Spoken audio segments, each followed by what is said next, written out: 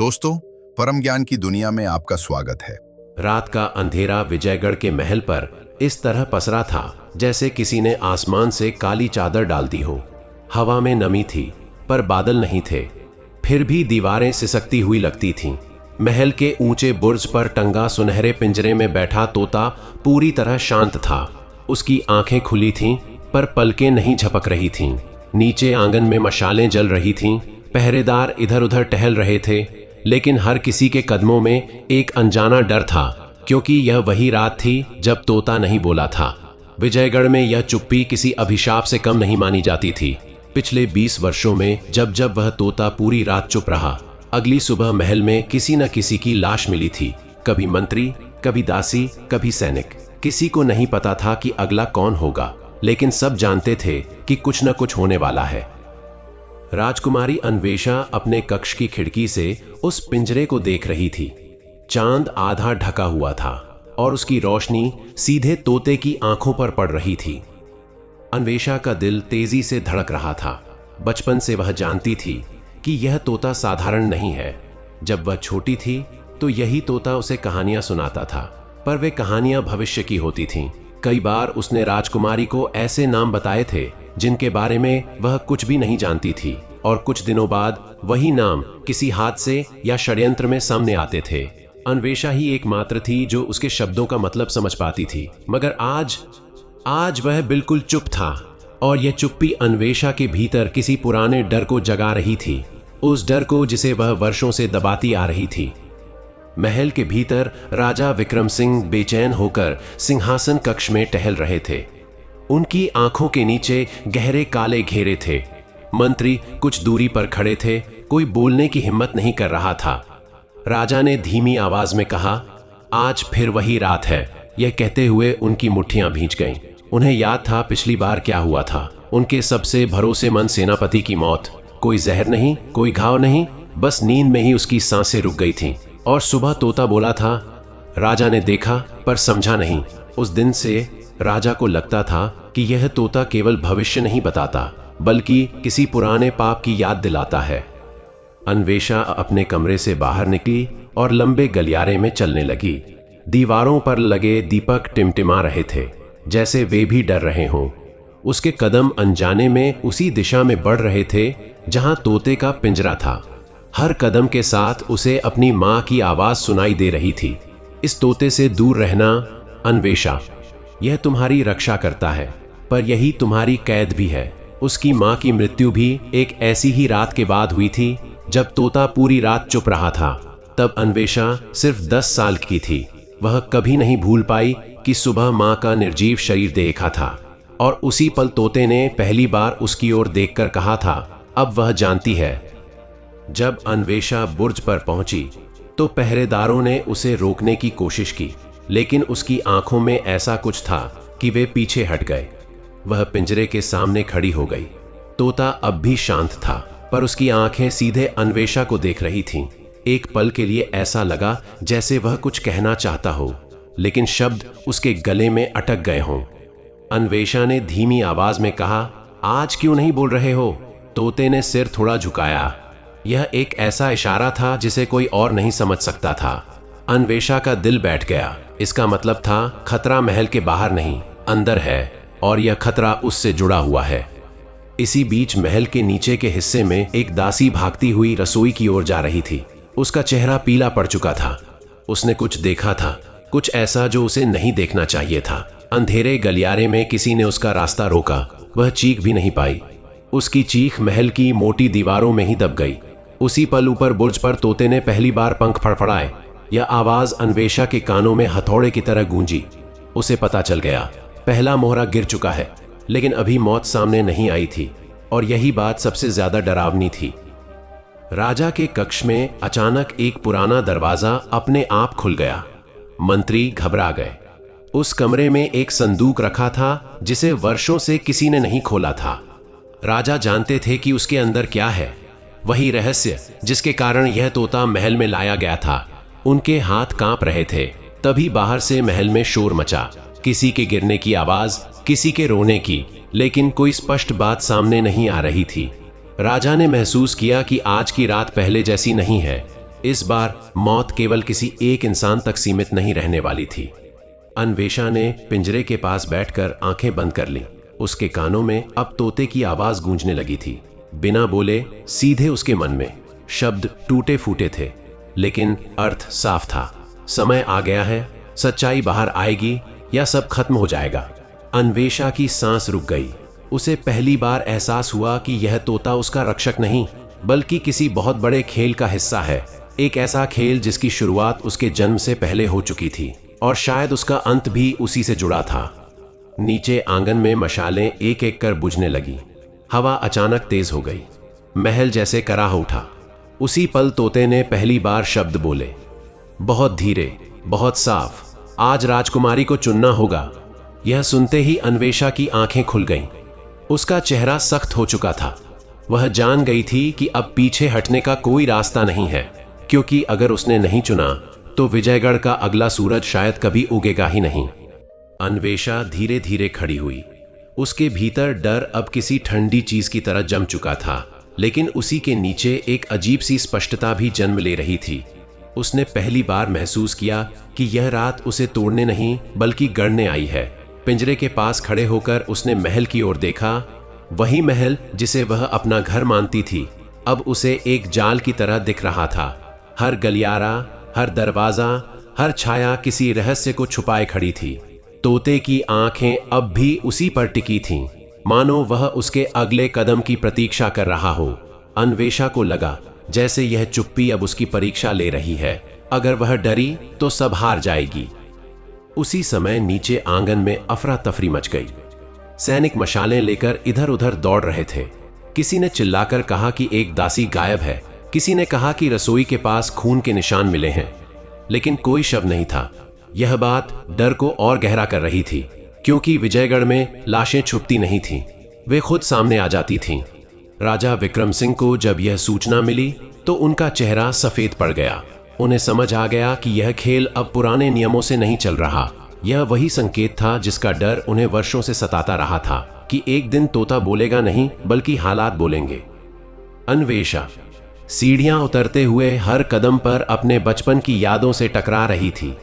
उसे याद आया जब पहली बार उसने तोते से पूछा था कि वह इतना सब कैसे जानता है। तब तोते ने बस इतना कहा था, क्योंकि मैंने देखा है। उस समय वह नहीं समझ पाई थी, लेकिन आज उन शब्दों का बोझ उसकी छाती पर दबाव डाल रहा था। उसने महसूस किया कि यह तोता केवल भविष्य नहीं देखता, बल्कि अतीत का भी गवाह है। एक ऐसा अतीत जिसे जानने की कीमत शायद बहुत भारी होगी। महल के एक अंधेरे कोने में वह दासी अब भी जिंदा थी। उसकी सांसें तेज चल रही थीं और आंखें डर से फटी हुई थीं। उसने जो देखा था वह किसी एक इंसान का अपराध नहीं था, बल्कि एक साजिश की झलक थी। ऐसी साजिश जिसमें महल के सबसे ऊंचे और सबसे पवित्र माने जाने वाले लोग शामिल थे। जैसे ही वह उठकर भागने की कोशिश करने लगी, किसी ने उसके मुंह पर हाथ रख दिया। एक फुसफुसाती आवाज आई, अगर जीना है तो चुप रहो। उस पल दासी समझ गई कि यह महल पत्थरों से नहीं, झूठ से बना है। राजा विक्रम सिंह संदूक के पास खड़े थे। उन्होंने भारी सांस लेकर ढक्कन खोला। अंदर एक पुराना दस्तावेज था जिस पर राजवंश की मुहर लगी थी, और उसके साथ एक सूखा हुआ पंख, तोते का ही। राजा की आंखों में पानी आ गया। यही वह सच था जिसे छुपाने के लिए पीढ़ियों से बलि दी जा रही थी। दस्तावेज में लिखा था कि यह तोता कभी पिंजरे में नहीं था, बल्कि वह एक समझौते का हिस्सा था। राज्य की सुरक्षा के बदले सच्चाई को दबाने का समझौता, और उस समझौते की आखिरी कड़ी राजकुमारी थी। अन्वेषा जब सिंहासन कक्ष में पहुंची तो उसके कदम रुक गए। उसने अपने पिता के हाथों में वह पंख देखा और सब कुछ समझने लगी। उसे लगा जैसे किसी ने उसकी आंखों से पर्दा हटा दिया हो। तोते की चेतावनियां, उसकी मां की मौत, दासी का गायब होना, सब एक ही धागे से जुड़े थे। उसने धीमी लेकिन दृढ़ आवाज में कहा, अब और नहीं। यह शब्द हल्के थे, पर उनमें एक निर्णय छुपा था।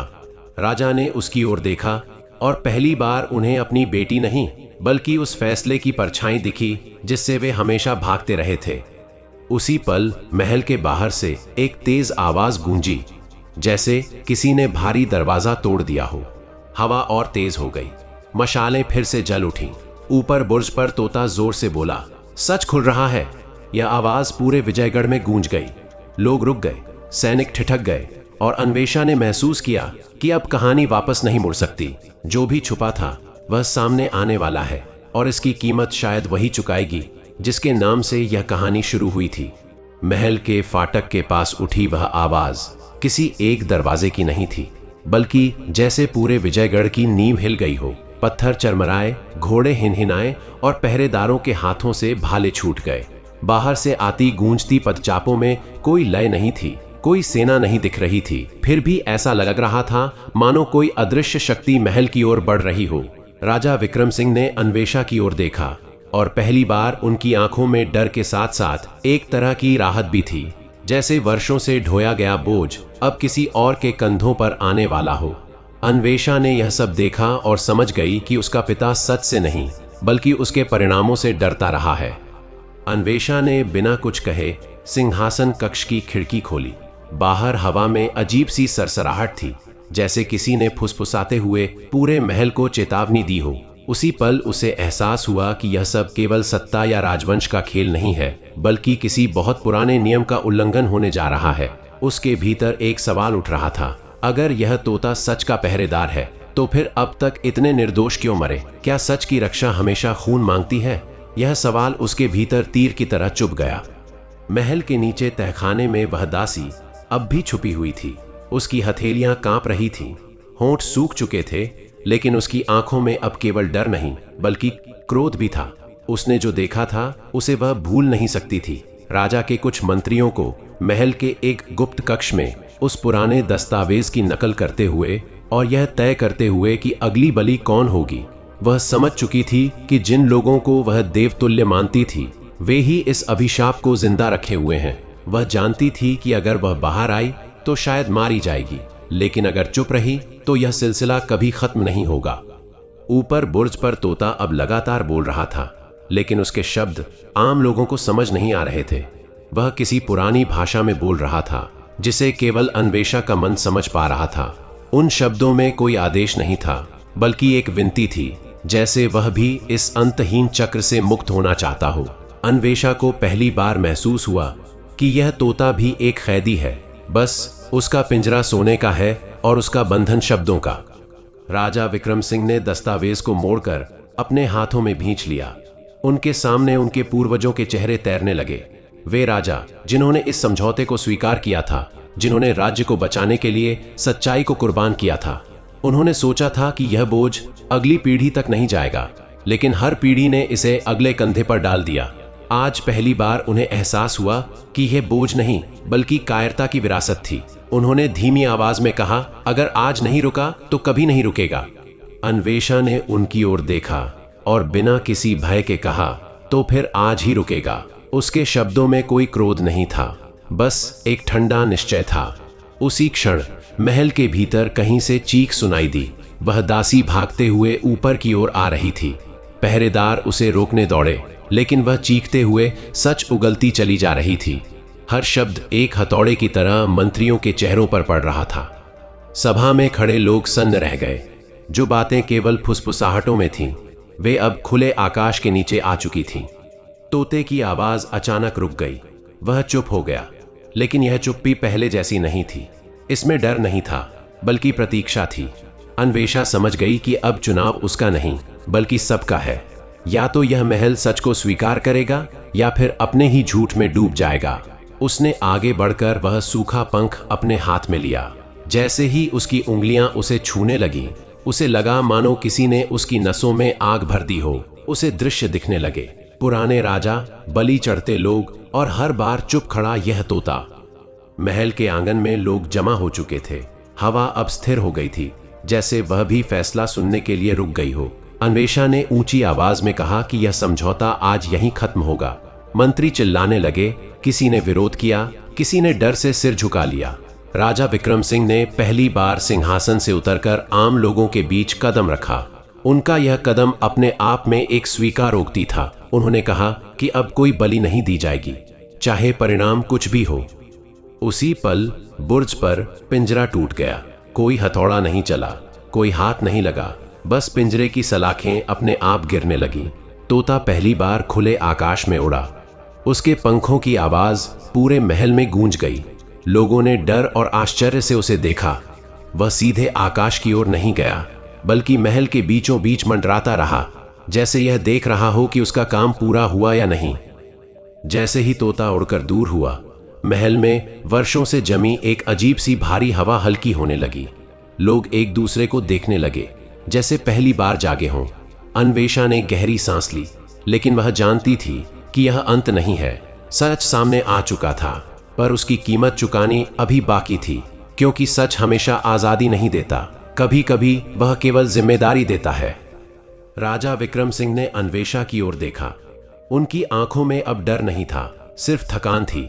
उन्होंने समझ लिया था कि राजकुमारी अब केवल उनकी बेटी नहीं रही, बल्कि उस इतिहास की उत्तराधिकारी बन चुकी है जिसे बदलने का साहस बहुत कम लोग करते हैं। अन्वेषा ने आकाश की ओर देखा, जहां तोते की परछाई धीरे धीरे ओझल हो रही थी। उसके मन में एक ही विचार था, अब विजयगढ़ का भविष्य भविष्यवाणियों से नहीं, इंसानों के फैसलों से लिखा जाएगा। लेकिन वह यह भी जानती थी कि कुछ रहस्य कभी पूरी तरह नहीं मरते, वे बस अगली कहानी का इंतजार करते हैं। तोते की परछाई आकाश में घुलते ही एक अजीब सा सन्नाटा महल पर छा गया। यह सन्नाटा शांति का नहीं था, बल्कि किसी तूफान के बाद की वह खामोशी थी, जिसमें टूटे हुए पेड़ों की चरमराहट अब भी कानों में गूंजती रहती है।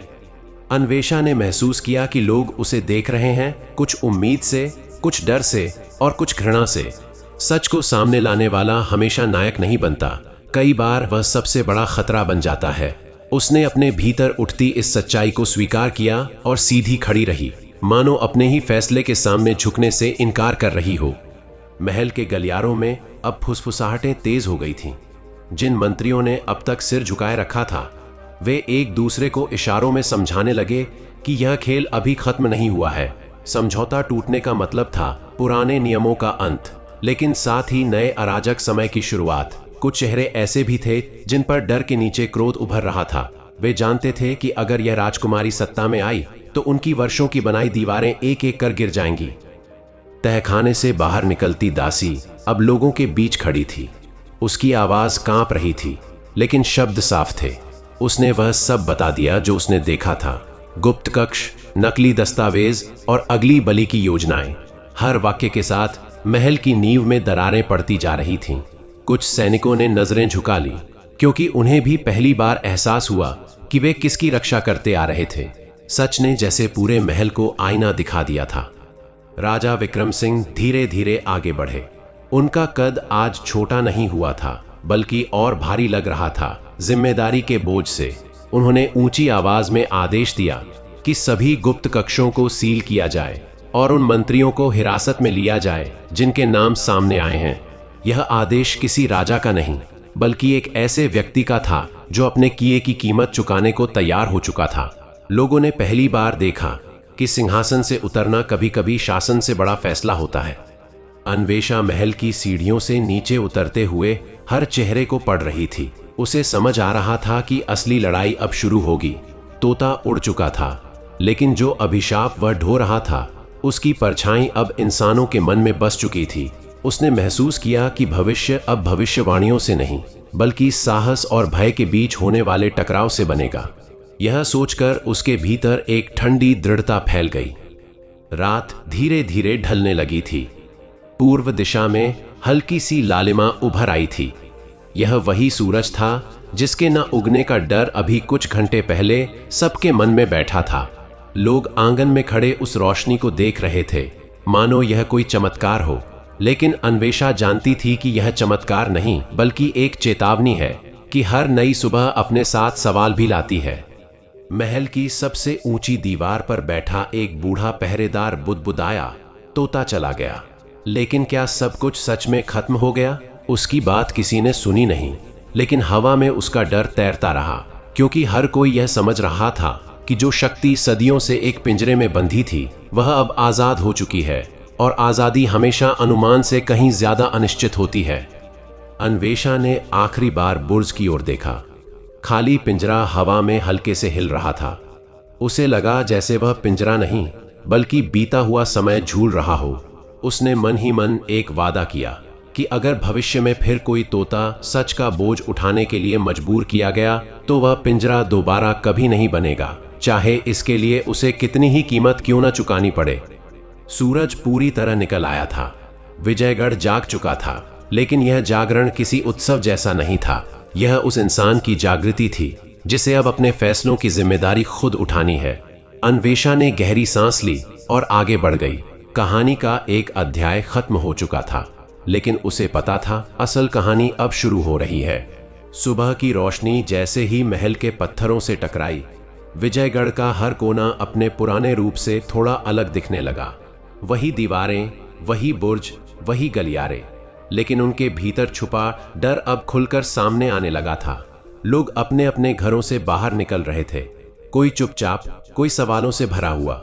रात भर जो हुआ था वह किसी एक घटना की तरह नहीं, बल्कि एक दरार की तरह था जिसने सदियों की चुप्पी को चीर दिया था।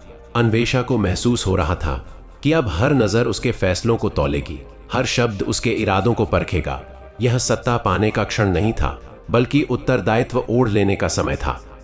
दरबार का दृश्य बदल चुका था। जहां पहले सिर झुकाकर खड़े रहने वाले दरबारी थे, वहां अब बेचैनी और अविश्वास साफ दिख रहा था।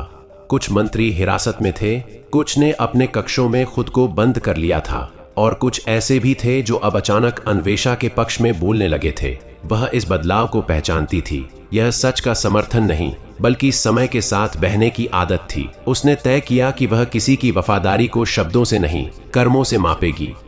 राजा विक्रम सिंह ने स्वयं को सिंहासन से अलग कर लिया था। उन्होंने सार्वजनिक रूप से यह घोषणा नहीं की, लेकिन उनका हर कदम यह साफ कर रहा था कि अब वह शासन के केंद्र में नहीं रहेंगे। उनके चेहरे पर एक अजीब सी शांति थी, जैसे कोई लंबी लड़ाई हारकर भी भीतर से जीत गया हो। अन्वेषा ने उन्हें देखा और समझा कि पश्चाताप भी एक तरह की मुक्ति हो सकता है, अगर उसे स्वीकार कर लिया जाए। दासी, जिसने सच को सामने लाने का साहस किया था, अब भी महल में थी, लेकिन उसकी हैसियत बदल चुकी थी। लोग उसे डर और सम्मान दोनों से देख रहे थे। अन्वेषा ने उसे अपने पास बुलाया और पहली बार उसे नाम से पुकारा। उस एक क्षण में दासी की आंखों में आंसू आ गए, क्योंकि उसने समझ लिया कि उसका अस्तित्व अब केवल एक गवाह का नहीं, बल्कि परिवर्तन की चिंगारी का है। अन्वेषा ने उसे सुरक्षा देने का वादा किया, लेकिन यह भी साफ कहा कि सच बोलने की कीमत हमेशा आराम नहीं होती। दिन चढ़ने के साथ साथ महल के बाहर भी हलचल बढ़ने लगी। आसपास के गांवों से लोग आने लगे। अफवाहें फैल चुकी थीं, तोते के उड़ जाने की, बलि के रुक जाने की और पुराने समझौते के टूटने की। कुछ इसे देवी देवताओं का संकेत मान रहे थे, तो कुछ इसे महल की कमजोरी समझ रहे थे। अन्वेषा जानती थी कि यही वह क्षण है जहां एक गलत फैसला राज्य को अराजकता की ओर धकेल सकता है। उस रात जब महल फिर से अंधेरे में डूबा, अन्वेषा अकेली बुर्ज पर खड़ी थी। वही बुर्ज जहां कभी सुनहरा पिंजरा झूलता था, अब वहां सिर्फ हवा थी और आसमान। उसने आंखें बंद की और पहली बार उसे तोते की आवाज नहीं, बल्कि अपनी ही धड़कनें सुनाई दी। उसे एहसास हुआ कि भविष्यवाणी के बिना जीना कितना कठिन है, लेकिन कितना जरूरी भी, क्योंकि भविष्य जान लेना आसान है, लेकिन उसे गढ़ना साहस मांगता है। उसी अंधेरे में उसे लगा जैसे किसी ने दूर से उसका नाम पुकारा हो। वह चौंकी, लेकिन वहां कोई नहीं था। शायद यह उसके मन का भ्रम था, या शायद उस शक्ति की आखिरी गूंज जो सदियों तक इस महल से जुड़ी रही थी। उसने खुद से वादा किया कि वह किसी भी अदृश्य डर को अपने फैसलों पर हावी नहीं होने देगी। अगले दिनों में विजयगढ़ बदलने लगा। गुप्त कक्ष खोले गए, पुराने दस्तावेज सामने आए और कई ऐसे सच उजागर हुए जिनसे लोगों का भरोसा हिल गया। विरोध भी हुआ, विद्रोह की फुसफुसाहटें भी उठीं, लेकिन अब कोई तोता नहीं था जो चेतावनी दे। हर गलती, हर फैसला इंसानों का अपना था। यही सबसे बड़ा डर था और यही सबसे बड़ी आजादी भी। एक शाम जब सूर्य अस्त हो रहा था, अन्वेषा महल की प्राचीर पर खड़ी थी। दूर आकाश में पक्षियों का एक झुंड उड़ता दिखाई दिया। एक पल के लिए उसे लगा कि उनमें एक सुनहरा पंख चमका है, लेकिन अगले ही पल वह भ्रम टूट गया। उसने हल्की मुस्कान के साथ सिर झुका लिया। कुछ प्रतीक हमेशा मन में रह जाते हैं, भले ही वे दुनिया से चले जाएं। विजयगढ़ की कहानी अब किसी पिंजरे में बंद नहीं थी। यह कहानी हर उस इंसान के हाथ में थी जो सच और डर के बीच चुनाव करता है। अन्वेषा जानती थी कि आगे का रास्ता आसान नहीं होगा, उसे विश्वासघात, अकेलापन और शायद युद्ध भी झेलना पड़ेगा, लेकिन अब वह तैयार थी, क्योंकि उसने सीख लिया था कि असली अभिशाप भविष्य न जानना नहीं, बल्कि सच जानते हुए भी चुप रहना होता है। समय बीतने के साथ विजयगढ़ की हवा में एक नया स्वाद घुलने लगा, डर और उम्मीद का मिला जुला स्वाद। महल के बाहर जो लोग इकट्ठा होते थे, वे अब केवल अफवाहें सुनने नहीं आते थे, बल्कि अपने सवाल लेकर आते थे। कोई पूछता था कि बलि क्यों दी जाती रही, कोई यह जानना चाहता था कि अब राज्य का भविष्य क्या होगा। अन्वेषा हर प्रश्न का उत्तर नहीं देती थी, लेकिन हर प्रश्न को सुनती थी। वह जानती थी कि पहली बार लोगों को बोलने का अधिकार मिला है, और इस अधिकार की कीमत भी होती है असुविधा, अव्यवस्था और कभी कभी टकराव। दरबार में नए चेहरे उभरने लगे। कुछ युवा अधिकारी जो पहले चुप रहते थे, अब खुलकर बोलने लगे। वे नियम बदलने की बात करते, करों में सुधार की चर्चा करते और सबसे जरूरी गुप्त फैसलों को सार्वजनिक करने की मांग रखते। पुराने दरबारी इसे अव्यवहारिक कहते, पर अन्वेषा समझती थी कि यही टकराव भविष्य की नींव रखेगा। बदलाव हमेशा शोर मचाकर आता है। चुपचाप आने वाला बदलाव अक्सर केवल चेहरा बदलता है, व्यवस्था नहीं। राजा विक्रम सिंह अब महल के उस हिस्से में रहते थे जहां कभी कम ही जाया करते थे। वे सुबह सुबह बगीचे में टहलते, पौधों की पत्तियों को छूते और देर तक चुप रहते। कई बार अन्वेषा उन्हें देखती और सोचती कि सत्ता छोड़ना जितना कठिन होता है, उतना ही कठिन होता है उसके बिना जीना सीखना। पिता और पुत्री के बीच बातें कम थीं, लेकिन मौन में एक नई समझ थी, ऐसी समझ जिसमें आरोप नहीं थे, केवल स्वीकार था। दासी, जिसे अब लोग नाम से जानते थे, धीरे धीरे अपने भीतर के डर से बाहर आने लगी। उसने महल के बच्चों को पढ़ाना शुरू किया, उन्हें कहानियां सुनाती, लेकिन वे कहानियां भविष्यवाणियों की नहीं, साहस और विकल्पों की होती। अन्वेषा जब यह देखती तो उसे लगता कि शायद यही सबसे बड़ा परिवर्तन है। सच का बोझ अब किसी एक के कंधे पर नहीं, बल्कि कई हाथों में बढ़ रहा है। लेकिन हर बदलाव अपने साथ विरोध भी लाता है। कुछ सीमावर्ती इलाकों में असंतोष बढ़ने लगा। वहां के सरदारों ने संदेश भेजे कि महल कमजोर हो गया है और पुरानी परंपराएं तोड़ने का दंड मिलेगा। अन्वेषा ने इन संदेशों को ध्यान से पढ़ा और समझा कि यह केवल सत्ता की चुनौती नहीं, बल्कि डर की प्रतिक्रिया है। जिनके पास भविष्यवाणियों का सहारा छिन जाता है, वे अक्सर तलवार का सहारा लेते हैं। एक रात जब बादल घिर आए और बिजली चमकी, अन्वेषा को फिर वही बेचैनी महसूस हुई। उसे लगा जैसे हवा में कोई अधूरा वाक्य तैर रहा हो। वह बुर्ज पर गई और अंधेरे में दूर तक देखा। कहीं कोई पिंजरा नहीं था, कोई तोता नहीं था। फिर भी उसे एहसास हुआ कि कहानी अभी पूरी नहीं हुई। कुछ रहस्य ऐसे होते हैं जो आकार बदलते हैं पर समाप्त नहीं होते। अगले ही दिन महल में एक अजनबी पहुंचा, धूल से सना, थका हुआ और आंखों में अजीब सी चमक लिए। उसने दावा किया कि वह उन पहाड़ियों से आया है जहां कभी विजयगढ़ का पुराना समझौता पहली बार किया गया था। उसने कहा कि तोते की उड़ान ने वहां भी हलचल मचा दी है। अन्वेषा ने उसे ध्यान से सुना और समझ गई कि अतीत की जड़ें अभी भी जमीन में गहरी धसी हैं। उस अजनबी की बातें सुनकर दरबार में फिर फुसफुसाहटें शुरू हो गईं। कुछ लोग बोले कि यह सब महज संयोग है, कुछ ने इसे नए संकट की आहट माना। अन्वेषा ने उस दिन कोई फैसला नहीं सुनाया। उसने केवल इतना कहा कि हर कहानी को अंत तक सुना जाना चाहिए, क्योंकि अधूरी सुनाई गई कहानियां ही सबसे ज्यादा नुकसान करती हैं।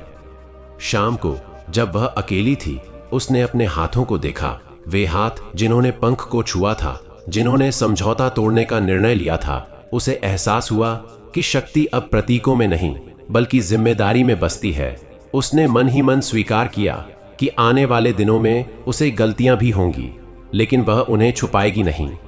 विजयगढ़ धीरे धीरे एक ऐसे मोड़ पर आ रहा था जहां पीछे लौटना संभव नहीं था। लोग सीख रहे थे कि भविष्यवाणी के बिना भी जिया जा सकता है, और शासक सीख रहे थे कि डर के बिना शासन करना पड़ता है। अन्वेषा जानती थी कि रास्ता लंबा है और हर कदम पर परीक्षा होगी, लेकिन वह अब अकेली नहीं थी, क्योंकि इस बार कहानी किसी एक पिंजरे में बंद नहीं थी, बल्कि हर उस दिल में धड़क रही थी जो सच को सहने का साहस रखता है। लेकिन जैसे जैसे यह साहस फैल रहा था, वैसे वैसे एक अदृश्य साया भी राज्य पर गहराने लगा। रात के समय पहरेदारों ने बताया कि उन्होंने महल की बाहरी दीवारों के पास किसी को सरकते देखा है। जैसे कोई जानबूझकर छाया में रहना चाहता हो। कोई पकड़ा नहीं गया, कोई निशान नहीं मिला, पर भय का बीज बो दिया गया। अन्वेषा समझ गई कि परिवर्तन का विरोध अब खुले शब्दों में नहीं बल्कि छिपे तरीकों से होगा, और यही सबसे खतरनाक होता है। अजनबी को महल में ठहराया गया, लेकिन उसकी हर हरकत पर नजर रखी जाने लगी। वह ज्यादा बोलता नहीं था, पर जब बोलता तो उसकी बातों में इतिहास की परतें खुलती चली जाती। उसने इशारों इशारों में बताया कि तोता केवल एक प्रतीक था, असली शक्ति उस समझौते में थी जिसे अब तोड़ दिया गया है। अन्वेषा को पहली बार यह एहसास हुआ कि शायद उसने केवल एक कड़ी हटाई है, पूरी जंजीर नहीं। इसी बीच सीमाओं से एक और समाचार आया। कुछ पुराने सरदार गुप्त बैठकें कर रहे थे। वे खुले विद्रोह की बात नहीं कर रहे थे, बल्कि पुरानी व्यवस्था की वापसी की। यह शब्द अन्वेषा के मन में गूंजने लगा। उसे समझ आ गया कि लोग भविष्यवाणियों को इसलिए नहीं छोड़ना चाहते थे क्योंकि वे सच थीं, बल्कि इसलिए क्योंकि वे जिम्मेदारी से बचने का आसान रास्ता थीं। राजा विक्रम सिंह ने एक शाम स्वयं अन्वेषा को बुलाया। पहली बार उन्होंने सीधे कहा कि उन्होंने डर को व्यवस्था बना दिया था, क्योंकि डर से लोग सवाल नहीं पूछते। उनकी आवाज में पछतावा था, लेकिन साथ ही चेतावनी भी। उन्होंने कहा कि सच के साथ शासन करना कठिन होता है, क्योंकि तब हर गलती का हिसाब देना पड़ता है। अन्वेषा ने सिर झुकाकर यह बात स्वीकार की, लेकिन उसके भीतर एक दृढ़ता थी। वह इस कठिनाई से पीछे नहीं हटेगी। उसी रात महल के पुराने अभिलेखागार में आग लग गई। आग छोटी थी, पर उसका उद्देश्य बड़ा था। कुछ दस्तावेज जल गए, कुछ अधजले रह गए। यह स्पष्ट हो गया कि कोई सच को पूरी तरह सामने आने से रोकना चाहता है। अन्वेषा जब जले हुए पन्नों को देख रही थी, तो उसे एहसास हुआ कि अब लड़ाई केवल विचारों की नहीं, स्मृतियों की भी है। दासी और कुछ युवाओं ने मिलकर जो दस्तावेज बचाए थे, उन्हें पढ़ना शुरू किया। उनमें ऐसे समझौतों का जिक्र था जिनका नाम तक लोगों ने कभी नहीं सुना था। यह साफ हो गया कि विजयगढ़ का इतिहास केवल वही नहीं था जो सुनाया गया था। अन्वेषा ने महसूस किया कि सच्चाई जितनी गहरी होती है, उतनी ही असहज भी, और हर कोई उसे देखने को तैयार नहीं होता। अगली सुबह जब अन्वेषा महल की प्राचीर पर खड़ी हुई, तो दूर क्षितिज पर धुंध फैली थी। उसे लगा जैसे राज्य एक नए अज्ञात में प्रवेश कर रहा है। अब कोई तोता चेतावनी देने नहीं वाला था, कोई पिंजरा दिशा नहीं दिखाने वाला था। फिर भी उसने भीतर एक शांत संकल्प महसूस किया। चाहे आगे कितना भी अंधेरा क्यों न हो, वह पीछे मुड़कर नहीं देखेगी, क्योंकि कुछ रास्ते एक बार चुन लिए जाएं तो उनसे लौटना नहीं, उन्हें पूरा करना ही न्याय होता है। अन्वेषा को अगले कुछ दिनों तक यह एहसास लगातार घेरे रहा कि महल की दीवारें अब केवल पत्थर की नहीं रहीं, वे सुनने लगी हैं, याद रखने लगी हैं। हर कदम पर उसे लगता कि कोई अदृश्य आंखें उसके निर्णयों को तौल रही हैं। वह जानती थी कि आग लगना केवल दस्तावेज मिटाने की कोशिश नहीं थी, बल्कि एक संदेश था कि अतीत को कुरेदने की कीमत चुकानी पड़ेगी। इसी सोच के साथ उसने आदेश दिया कि बचे हुए अभिलेखों को अलग अलग स्थानों पर सुरक्षित रखा जाए, ताकि कोई एक बार सब कुछ न मिटा सके। यह पहला अवसर था जब उसने महसूस किया कि शासन केवल आदेश देने का नाम नहीं, बल्कि लगातार खतरे का अनुमान लगाने की कला भी है। अजनबी से वह फिर मिली, इस बार अकेले में। उसकी आंखों में अब भी वही अजीब चमक थी, जैसे वह किसी ऐसे रहस्य को जानता हो जो शब्दों में समा नहीं सकता। उसने धीरे से कहा कि समझौता केवल कागज पर नहीं लिखा गया था, वह लोगों की आदतों, डर और परंपराओं में भी गूंथा हुआ था। तोते का उड़ जाना केवल प्रतीक का अंत था, व्यवस्था का नहीं।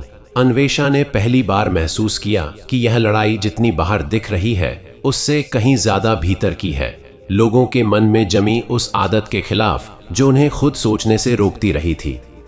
सीमाओं से आने वाली खबरें अब और साफ होने लगी थीं। कुछ सरदार खुले तौर पर अपने क्षेत्रों में पुराने नियम लागू करने लगे थे, यह कहते हुए कि महल अब भ्रमित है और राज्य को दिशा नहीं दे सकता। अन्वेषा ने तत्काल सेना भेजने के बजाय दूत भेजे। उसने जानबूझकर ताकत नहीं, संवाद चुना। कई दरबारी इससे असहमत थे। उनका मानना था कि नरमी को कमजोरी समझा जाएगा, लेकिन अन्वेषा जानती थी कि हर टकराव तलवार से नहीं जीता जाता। कुछ युद्ध ऐसे होते हैं जहां समय ही सबसे बड़ा हथियार होता है। राजा विक्रम सिंह इन सबको चुपचाप देख रहे थे। एक दिन उन्होंने अन्वेषा को बताया कि सत्ता में रहते हुए उन्होंने हमेशा भविष्यवाणी को ढाल की तरह इस्तेमाल किया था। जब कोई सवाल उठता तो उसे भविष्य के नाम पर दबा दिया जाता। अब वह ढाल टूट चुकी थी और हर सवाल सीधे दिल पर लगता था। उन्होंने कहा कि शायद यही न्याय है। अन्वेषा को पहली बार अपने पिता के शब्दों में डर नहीं बल्कि राहत सुनाई दी, जैसे किसी ने वर्षों बाद भारी बोझ उतार दिया हो। महल के भीतर युवाओं का एक छोटा समूह बन गया था, जो हर नए दस्तावेज को पढ़ता, उसका अर्थ समझता और फिर आम लोगों तक पहुंचाने की कोशिश करता। दासी, जो अब केवल दासी नहीं रही थी, इस समूह की आवाज बन गई थी। वह सरल शब्दों में उन जटिल समझौतों को समझाती ताकि लोग जान सकें कि उनके साथ क्या हुआ था। अन्वेषा जब यह देखती तो उसे लगता कि शायद यही असली विद्रोह है, ज्ञान का विद्रोह, जो बिना खून बहाए व्यवस्था की जड़ें हिला देता है। लेकिन हर रात शांति लेकर नहीं आती थी। कई बार महल के दरवाजों पर अजीब निशान मिलते। कभी किसी गार्ड के पास एक फटा हुआ पन्ना जिस पर अधूरी पंक्तियां लिखी होती। ऐसा लगता जैसे कोई जानबूझकर डर को जीवित रखना चाहता हो। अन्वेषा समझ गई कि कुछ लोग अराजकता चाहते हैं, क्योंकि अराजकता में ही वे फिर से भविष्यवाणी जैसे सहारे बेच सकते हैं। यह विचार उसे भीतर तक सेहरा देता था। एक दिन अजनबी अचानक गायब हो गया। न कोई संदेश, न कोई निशान, बस उसका कमरा खाली था, जैसे वह कभी वहां रहा ही ना हो। कुछ ने कहा कि वह जासूस था, कुछ ने उसे मिथक कहा। अन्वेषा को लगा कि शायद वह केवल एक दर्पण था, जिसने उन्हें यह दिखाने के लिए थोड़ी देर साथ दिया कि खतरा बाहर से कम और भीतर से ज्यादा है। उसकी गायबगी ने सवाल छोड़े, जवाब नहीं। सीमावर्ती क्षेत्रों में तनाव बढ़ता गया। एक जगह दूतों को अपमानित किया गया, दूसरी जगह लोगों ने महल के आदेश मानने से इनकार कर दिया। अन्वेषा ने पहली बार सेना को तैयार रहने का संकेत दिया। यह फैसला उसके लिए आसान नहीं था। उसे डर था कि कहीं वह भी वही रास्ता न चुन ले जिसे बदलने के लिए उसने इतनी लड़ाई लड़ी है। फिर भी उसने यह स्वीकार किया कि कभी कभी शांति की रक्षा के लिए कठोरता भी जरूरी होती है, बशर्ते उसका उद्देश्य डर फैलाना न हो। एक रात उसने फिर सपना देखा। कोई तोता नहीं था, कोई पिंजरा नहीं था, बस एक खुला आकाश था और नीचे असंख्य लोग जो अलग अलग दिशाओं में देख रहे थे। वह समझ गई कि यह भविष्यवाणी नहीं बल्कि एक प्रश्न है। क्या वह इन सबको एक दिशा दे पाएगी बिना उन्हें बांधे? नींद खुलने पर उसके भीतर भय नहीं था, केवल थकान थी और उसी के साथ एक गहरी सच्चाई कि नेतृत्व का मतलब कभी भी पूर्ण निश्चितता नहीं होता। विजयगढ़ अब उस मोड़ पर था जहां हर कदम इतिहास बन सकता था। अन्वेषा जानती थी कि आगे चलकर शायद उसे कठोर निर्णय लेने होंगे, शायद उसे उन लोगों का सामना करना होगा जो उसे ही अभिशाप कहेंगे। फिर भी वह पीछे हटने को तैयार नहीं थी, क्योंकि अब उसने यह समझ लिया था कि असली भविष्यवाणी किसी तोते की आवाज में नहीं बल्कि उस साहस में छिपी होती है जिससे इंसान अनजान अंधेरे में भी आगे बढ़ने का फैसला करता है। विजयगढ़ की उस सुबह में कुछ अलग था। हवा में अब भी तनाव था, लेकिन उसके साथ एक स्थिरता भी जन्म ले रही थी, जैसे तूफान के बाद नदी अपने नए किनारे खोज लेती है। अन्वेषा को यह एहसास होने लगा कि राज्य उससे केवल आदेश नहीं, दिशा मांग रहा है। लोग यह जानना चाहते थे कि भविष्य कैसा होगा, भले ही कोई भविष्यवाणी ना हो। इसी सोच के साथ उसने पहली बार खुले दरबार में खड़े होकर यह कहा कि अब कोई भी निर्णय बंद कक्षों में नहीं लिया जाएगा। यह घोषणा साधारण लग सकती थी, लेकिन विजयगढ़ के इतिहास में यह सबसे बड़ा मोड़ था, क्योंकि सत्ता पहली बार डर के बजाय भरोसे पर टिकने जा रही थी। सीमावर्ती क्षेत्रों से आए सरदारों को दरबार में बुलाया गया। कुछ आए, कुछ ने आने से इनकार किया। जो आए उनकी आंखों में चुनौती थी और शब्दों में पुराने नियमों का गर्व। अन्वेषा ने उनकी बातों को पूरा सुना, बिना टोके। फिर उसने उनसे केवल एक सवाल पूछा, क्या आपने कभी अपने लोगों से पूछा कि वे क्या चाहते हैं? उस प्रश्न ने सभा में खामोशी फैला दी, क्योंकि सदियों से सवाल पूछे जाते थे, लेकिन जवाब देने वालों से नहीं बल्कि भविष्यवाणियों से। कई सरदार उस दिन बिना उत्तर दिए लौट गए, लेकिन उनके भीतर कुछ टूट चुका था। महल के भीतर अभिलेखों का काम तेजी से आगे बढ़ा। जो सच सामने आए वे नायक गढ़ने वाले नहीं थे बल्कि भ्रम तोड़ने वाले थे। लोगों ने जाना कि जिन बलियों को देवताओं की इच्छा कहा गया था वे सत्ता की सुविधा थी। यह जानना आसान नहीं था। कई घरों में रोष था, कई आंखों में आंसू। अन्वेषा जानती थी कि यह दर्द जरूरी है, क्योंकि बिना दर्द के सच केवल शब्द बनकर रह जाता है। राजा विक्रम सिंह ने धीरे धीरे स्वयं को सार्वजनिक जीवन से अलग कर लिया। एक दिन उन्होंने अन्वेषा से कहा कि वह अब किसी निर्णय में हस्तक्षेप नहीं करेंगे। यह त्याग नहीं था, यह स्वीकार था। अन्वेषा ने उनके चरण छुए, पहली बार एक राजा के नहीं, एक इंसान के। उस क्षण दोनों को समझ आ गया कि पिता और पुत्री के बीच अब कोई सिंहासन नहीं, केवल समय की दूरी है। तनाव के बीच एक घटना ने सब कुछ बदल दिया। सीमावर्ती क्षेत्र में एक छोटा सा संघर्ष हुआ, लेकिन वह जल्द ही शांत हो गया। सैनिकों ने बताया कि वहां के लोग स्वयं बीच में आ गए और लड़ाई रोक दी। उन्होंने कहा कि वे अब किसी भी पक्ष के नाम पर खून नहीं बहाना चाहते। यह खबर जब विजयगढ़ पहुंची तो अन्वेषा देर तक चुप रही। उसे लगा कि शायद यह वही क्षण है जिसकी उम्मीद उसने कभी शब्दों में नहीं बांधी थी। उस रात वह फिर बुर्ज पर गई। आसमान साफ था और तारों की संख्या असामान्य रूप से ज्यादा लग रही थी। उसने अपने भीतर झांका और पाया कि डर अब भी था, लेकिन वह उसे रोक नहीं रहा था। उसे लगा जैसे किसी दूर कोने से तोते की नहीं, बल्कि असंख्य लोगों की आवाजें आ रही हों। स्पष्ट नहीं, भविष्यवाणी जैसी नहीं, बस जीवित। उसने हल्की सांस ली और पहली बार मुस्कुराई, बिना किसी प्रतीक के। अगले महीनों में विजयगढ़ बदल गया। परिवर्तन तेज नहीं था, लेकिन स्थायी था। नए नियम बने, पुराने तोड़े गए। गलतियां भी हुईं, विरोध भी हुआ, पर अब कोई पिंजरा नहीं था जिसमें सच को बंद किया जा सके। अन्वेषा हर गलती को स्वीकार करती और हर आलोचना को सुनती। धीरे धीरे लोग समझने लगे कि यह शासन पूर्ण नहीं है, लेकिन ईमानदार है, और यही उसकी सबसे बड़ी ताकत है। एक दिन महल के सबसे पुराने कक्ष को पूरी तरह खाली कर दिया गया। वहीं कभी सुनहरा पिंजरा रखा जाता था, अब वहां केवल खुली जगह थी। अन्वेषा ने आदेश दिया कि इस कक्ष को बंद नहीं किया जाएगा। यह खालीपन एक स्मारक था, इस बात का कि जो बोझ अब नहीं है उसकी याद जरूरी है, ताकि वह फिर लौट ना आए। वर्षों बाद जब लोग विजयगढ़ की कहानी सुनाते तो वे किसी तोते की नहीं, किसी भविष्यवाणी की नहीं, बल्कि एक राजकुमारी की बात करते जिसने सच को चुना। अन्वेषा यह जानती थी कि कहानियां अक्सर सरल बना दी जाती हैं, लेकिन उसे इससे कोई शिकायत नहीं थी, क्योंकि असल जीत इतिहास में नहीं, वर्तमान में थी। उस वर्तमान में जहां लोग डर के बिना सवाल कर सकते थे। एक शांत सुबह अन्वेषा महल की प्राचीर पर खड़ी थी। नीचे शहर जाग रहा था, साधारण सा, जीवंत सा। उसने आसमान की ओर देखा, जहां कभी सुनहरा पंख ढूंढा था, आज उसने कुछ नहीं खोजा, और यही सबसे बड़ी शांति थी। उसने मन ही मन कहा, अब कोई भविष्यवाणी नहीं चाहिए, क्योंकि जब इंसान सच के साथ चलना सीख लेता है तो रास्ता खुद बनता चला जाता है। और यहीं विजयगढ़ की कहानी समाप्त नहीं हुई। वह बस इतिहास की किताबों से निकलकर लोगों की जिंदगी में उतर गई, क्योंकि कुछ कहानियां लिखी नहीं जाती, जिए जाने के लिए छोड़ दी जाती हैं।